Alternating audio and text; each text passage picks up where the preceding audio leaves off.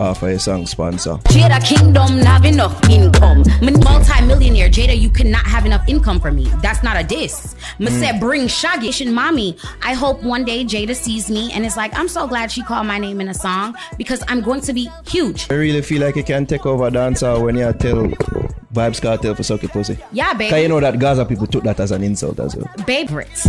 I think if I meet Vybz Kartel right now, he'll say, you know what? You a bold little bitch. I like you. Because Kartel, who is more bold than Kartel?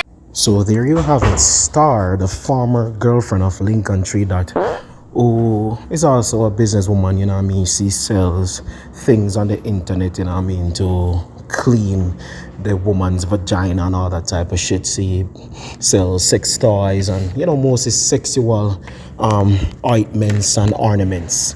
So she's basically venturing into dancehall music, and she's decided that the same manner in which she, Lincoln, Tree Dot, and those guys from Trabas, you know, became popular by, you know, doing various shock value tactics and shenanigans and saying outlandish things on the internet, you know what I mean? She decided that that is the way that she is going to become popular in the dancehall industry. And apparently, I'm speaking about it and it's trending, so it might be working, you know what I mean? So for those of you who love to say, oh, shock value doesn't work, we're talking about it, aren't we? So clearly it's working. So she basically threw a shot at Jada Kingdom, you know what I mean, saying that she makes more money than Jada Kingdom.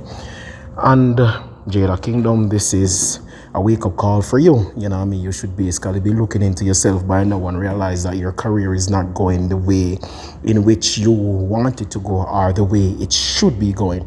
Because if you can have a young artist coming out of the blue, you know what I mean, and is so boldly claiming that she is basically making more money than you and that you should be happy that she called your name, you know what I mean? This should let you step your thing up, you know what I mean? Turn it up a notch, you know what I mean? Get more professional and put more work in, you know what I mean? Like, if this was back in the day, I would maybe say, well, Starr should know herself and all of that. But the generation that we're living in right now is a shock value generation. People don't really care much about quality of music, you know what I mean? People more care about the quantity and things that will make them laugh or things that will make them talk. They don't really care about if you are a good artist or not, you know what I mean? And so people like Starr, people like Cardi B and those people, you know what I mean? This is the time for them. This is the time for strippers, stripper rappers and stripper dancehall artists and dancer turned dancehall artists, dancehall strippers, dancehall thought turned dancehall artists. This is the era for this, you know what I mean?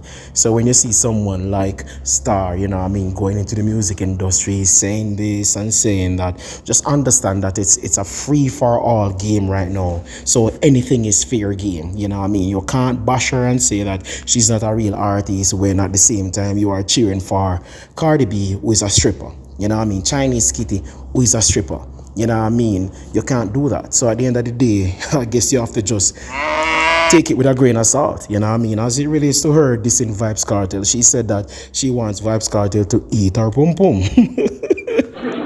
Many persons are looking at this as a bold claim, but according to her, Vybz Kartel is one of those persons that is a bold artist, you know what I mean? And therefore she sees no point in holding back because Vybz Kartel would have done the same thing. While that might be true, you would want to be cautious of the fan base that you're alienating yourself from, because Vybz Kartel fans are very, very, very loyal, you know what I mean? And you might not want to alienate yourself from any form of fan base. But at the end of the day, like, who says that she's dependent on Jamaican fans anyway? You know what I mean? She's based overseas, and if she can get the overseas people in her corner, she doesn't even have to travel to Jamaica for shows. Jamaica maybe has like 2 or 3 shows left, you know what I mean? And Jamaican promoters are always complaining, oh, I can't afford this, I can't afford that, you know what I mean? So if she can use Jamaica to her advantage and basically flip that fan base into the US arena and thing, and then target the US promoters, she can basically have a financially lucrative careers.